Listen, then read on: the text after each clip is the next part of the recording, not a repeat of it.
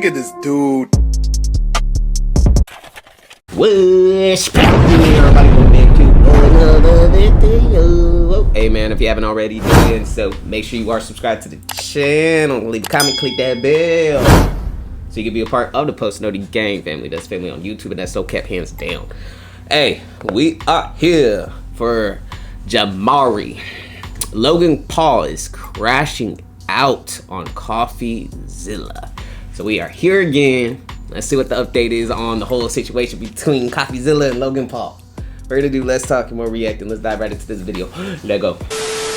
So last weekend I actually took a trip to Vegas with my family. We actually went out there to celebrate my uncle's birthday because he had passed this age. Hey, my birthday next month. Y'all mark your calendars, June 28th. Age thresholds where a lot of men in my family have historically passed away. So shout out to my Uncle Noonie for breaking that curse. And so after the first day, basically everyone was losing their ass in that casino. It didn't matter if you were playing the slots, the tables. My parlay was busting on So in other words, you walked out of that bitch broke. First team, pause. I mean, I think at that point I was already down like 800 bucks. And so then it was like, well, what else can me and my uncle do besides head to the sports book and get drunk off the drink tickets? And so we're chilling there. We've already ordered like 5 whiskey straights. It was his idea, okay? Alright, man, look, whatever happens in Vegas stays in Vegas. Let's get lit. I was like, God damn. And I make the stupid decision to actually check my email on vacation. This is something that historically never works out well for me. It's almost like every time I decide to go away from my home, from these 4 sacred walls, YouTube just sends me a fucked up email. Not saying that I ever really want to get an email like that, but it's much easier to handle that type of thing if I am home. Now either way, this email is titled, "We would like to inform you receive the privacy concern about your content before you we would like to opportunity for private information within the reported content receiving this against your content. Wait, give not to review and to modify or remove any." Okay, so someone reported him because he made a video and there was some sort of private personal information that was leaked, I guess? Privacy complaint. I've gotten a couple of these before in the past, usually when I had made a video about someone who was not necessarily a public figure, and they essentially wanted it pulled from my channel for whatever reason. And so in these types of emails, they have a link to the video that the privacy complaint is about, and then they actually show you the actual timestamps where the privacy complaint apparently occurred. And so I click into the video and I see that it's actually my most recent upload at that time, my recent coverage of the ongoing Logan Paul versus Coffeezilla saga. And so when I see that, I'm like, oh man, Logan's on some shit. And I check the timestamps and apparently Logan, or maybe his legal team, had some sort of issue with me including those leaked text messages in that video. Note that privacy complaints can only be made by you if the content is specifically about you. There are only a few exceptions to this, like if the privacy violation involves someone you're legally authorized to represent. And you guys have to keep in mind, those leaked messages were from... Isn't it public? I thought it was public. From publicly available... Yeah, see, exactly, yeah, public. ...court documents. Like, they are available for you to go check out on your computer or phone at this second. Now either way, I was like, fuck it, I'm gonna keep having a good time, I'll worry about this shit later. Now when later did come around at like 2 or 3 in the morning, which is like 4 o'clock a.m. at Texas time, I was tired as shit, so I went on the little YouTube tool, I tried to blur out some of the text messages, I cut some of the other stuff out, and I figured, okay, hopefully that suffices, like I don't really want to worry about this shit. Well then the next day I actually received a follow-up email from YouTube that basically said, hey, the changes that you made, they were not sufficient enough. We're going to give you another chance to fix this, which I'm very thankful for, even though... Yeah, honestly, anytime you get an email from the tube, bro, I get nervous. I'm like, bro, I hope it's just one of those, like, here's your monthly, whatever they do. They send us emails on a monthly basis letting us know our analytics stats, this, that, and the other. But I'd be like, because I've gotten plenty of emails over the years of me doing YouTube where I get striked down. It's like, bro, that's like, it's probation at the end of the day on YouTube. Oh, I don't really think I'm in the wrong. And so then I'm just like, screw it, I know how wonky YouTube can be with their policies. I just go to the chopping block and just start splicing that shit up. I mean, at this point, that video represents like a mutilated body. And so then I do enjoy the rest of my time in Vegas. Yeah, honestly, it's such a, like, the system, I think it's just a finicky system, man. They just got to work on it, because I've experienced it. A lot of people's experienced it, even people that don't even get their channels back sometimes, bro. But anyways, that's why, even for me, bro, I have to filter myself a lot in regards of what I want to say and how I say it and things in that nature, because if you guys know me in real life, you guys know, like, I have no filter. Like, I don't care who you are, how, like, bro, I say what I gotta say. I say it how I say it, blase, blase. But when I get on here and I upload content, I kind of gotta calm it down just a tad bit. Not all the way, y'all. Y'all still get the little side of me. But when I got back home a couple of days ago, I did get more curious about this privacy complaint. Because honestly, guys, I thought it was some bullshit. And upon further inspection and looking into other people who had made videos on this topic, it appears that this had been done in like a grand sweeping fashion. As I noticed, several other commentary channels like Some Ordinary Gamers, Kavos, they all had to edit their videos as well, meaning I likely thought they received the same privacy complaint. And like I said earlier, these type of complaints have to come... And that other video, I don't think the reaction came out yet. For the ones that don't know, when I do my reactions, these like this reaction you guys are watching right now, this is not going up for another few weeks. You feel me? So like, keep that in mind, y'all. But either directly from the person or their legal team who feels their privacy is being violated. And it's fun. But anyways, where I was going with that though is, I did a reaction to that video in regards to the leaked text messages. So I'm wondering if I'm gonna have to eventually go in to edit, because they might try to get me because I did a reaction to that. I don't know. Because in the regulations, maybe I won't upload that reaction then. I might just keep it private. For filing a privacy complaint, YouTube does take into consideration whether something is newsworthy, whether someone is a public figure, or whether the information you shared in your video was already available to the general public. Note that when it comes to determining if content should be removed for a privacy violation, we also look at factors like public interest, newsworthiness, consent, and whether the information is otherwise publicly available, whether the content contains parody, satire, or other public interest value, and whether you're a public figure or well-known individual. Which, if I'm doing the math in my head, well, I'm 3 for 3 on all those check marks. In that video, I did not divulge any of Logan's financial information. I did not dox him. And like I said, with him being a public figure, all that other shit really does not matter. I mean, honestly, I was pretty much just reading the court documents verbatim and then giving my opinion on what they were saying. And obviously, within those court documents, there was a whole lot of other stuff that had been redacted. So I would think, hey, like, if that stuff wasn't cool to go out to the public, it would have been redacted as well. And the whole time, I'm really just thinking, like, why? What's the fucking point? It's kind of the same way I felt about the lawsuit against Coffeezilla. Like, you were just extending this whole situation. At least that's what I thought in my head. But now, after reading these newly filed court documents that I'm about to show you guys, I do think we might finally have some clarity as to why Logan has been on this rampage. As it appears that Logan is... It sounds like Logan Paul is really firing off on people, man. He might be crashing out for all we know. I don't know. I mean, from what I've been seeing, I mean, it seems like this whole legal situation, the only reason I even know about it is because of Jamari and Ray William Johnson, their videos. I didn't know anything about this situation until more recently, you feel me? And this has been taking place, since 2023? But now it's at the point to where it's really wide in the open now, and I think Logan is really starting to feel it, and now he's starting to crash out. Really paranoid about something that either has come out or will come out in the future to the public during the discovery process. Alright guys, so we have 3 different court documents we will be looking at today. The first one is Logan's request to preserve confidentiality, where Logan is basically going to the judge and saying, hey, I don't want these pieces of evidence found during discovery to get out to the general public, likely because they do not paint him in a very good light.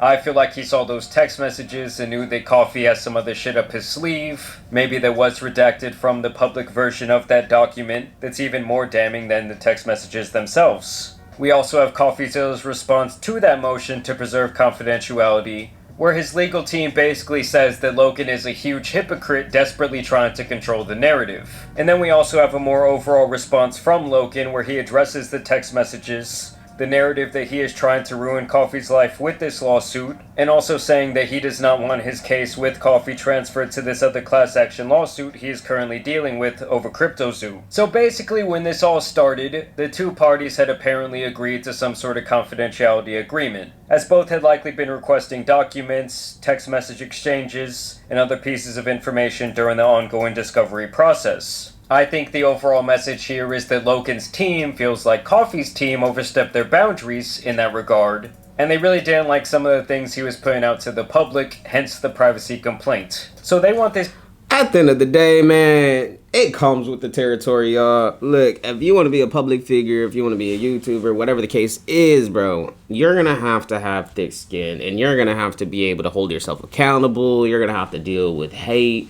You're going to have to deal with love, which is good, but, like, you're dealing with a lot of different things. But, like with Logan doing what he's doing in regards of, like, coming at Coffeezilla and then scamming people with this whole, CryptoZoo or whatever the case is. But, I don't, bro, like... This document to remain under seal, and they anticipate that Coffee's team will want the opposite, and will say that the public has the right to this information. Later adding that the things he included, some of which were likely redacted from the public, are not relevant in the situation, and that he only put the information out there to harm and embarrass Logan Paul. So it appears to me that Logan does not want another taste of that public perception. People are saying this is actually the perfect example of the Streisand effect, where an unintended consequence of attempts to hide, remove, or censor information actually increases the public awareness of said information. I mean, even this video itself kind of puts that on display, as I likely would not be making it in the first place if Logan did not file what I see as a bullshit privacy complaint against myself and a couple of others. And so Coffee's team responds to this by basically saying that Logan is a hypocrite who is doing the same thing that he's complaining about, omitting information from the general public that makes him look like he was the mastermind behind the CryptoZoo situation,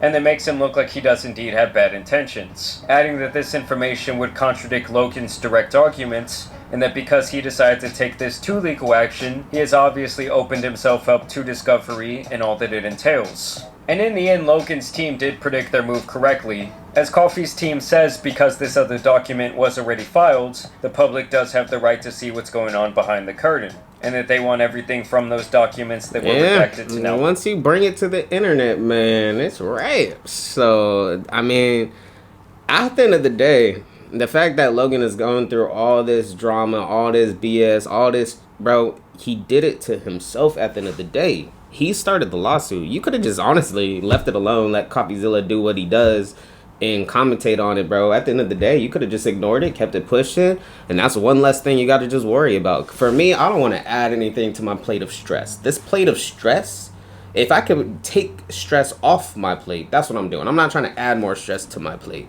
And that's what Logan did. He just added more stress to his plate. Come out. And it is now Logan's burden to prove why these things should remain sealed, saying that this information they want to put on display was never designated by Logan or his legal team as confidential, and that they really didn't give any reasoning as to why they should remain locked away in the first place. It basically seems to me like they're saying, hey Logan, you cannot have your cake and eat it too, so now let us show the world your douchebaggery by unsealing these documents. Now, I will say in Logan's next response, things do get fucking crazy, and I feel like we kind of learn what this entire lawsuit might actually be about. They say that Coffee's attempt to consolidate his case with the class action lawsuit is nothing more than a weak attempt to reset his stance, and that Coffeezilla himself spearheaded the inception of a government investigation into CryptoZoo, and that when this effort was met with the government not finding anything, he tried to expedite the trial. Like I told you guys last video, Coffee basically wanted to stop it right there and just have the jury decide this thing based on the information at hand, to which the judge said, no, we're not going to do that. They also stay with the overall narrative here that Logan was an unassuming party who fell victim to the two main people who profited off of CryptoZoo, Eddie Ibanez and Jake Greenbaum, and that Logan spent over a year trying to fix their mistakes. They also remind us here that despite not taking any profit from CryptoZoo, Logan did do this buyback program where he spent more than $1 million of his own money to refund buyers. And that's good of Logan to be able to do, but the question is, did Logan do it because he was just getting tired of all the hate, or did he do it at the kind of his heart? Like, it could be one of several things. Something that they refer to as a success. and also noting that Coffee had even complimented Logan initially for this effort, and apparently even acknowledged that he was the victim in the situation. And here is where the wheels really start to fall off for me, and I feel like all hell is about to break loose. Because Logan's team says that months before the OG 3-part series had come out, Coffeezilla took it upon himself to contact the US government, including the SEC, about CryptoZoo. They say that he... You can just contact the government like that? My ass would have been confused. I would have been calling 911. What's your emergency? Yeah, I need to make a report. I think somebody's scamming people at a crypto. Sir, you're supposed to call 911 for emergencies. Like, my ass would have been confused. I would have been like, oh, my bad. He prepared this PowerPoint presentation for them, calling it a whistleblower report, something he called an encapsulation of the entire CryptoZoo scheme, with the title of the presentation being Popular Influencer Logan Paul Defrauds Fans with Blockchain Play-to-Earn Game That Doesn't Work. And they say during this presentation that Coffeezilla left out key information that made Logan look innocent, like an interview he had conducted with a man named Luciano Cipoletti, who was a lead developer in CryptoZoo, saying that just 3 days before contacting the government, Coffeezilla said on this phone call that he might not have known was being recorded. There's this real sense that I get like, and tell me if you kind of agree, this sense of incompetency. Part of it, I think they, referring to Logan and his manager, in their heads want to have good intentions, but they take on so many projects and so many different ideas, and Logan's constantly saying so many different things that they literally can't do it all. No, I agree with that too. I forget when I said it or what video I was reacting to, but once you get to a certain status as anyone, it could be an athlete, an actor, a music artist, and you guys know where I'm going with that. But anyways, it doesn't matter. Like how do I want to? We're going to come back, we're going to rewind once I can find the words on how I want to say it. Then they also include Luciano's response. We had always believed that they really did have good intentions, but we always used the word incompetence, even up until right now.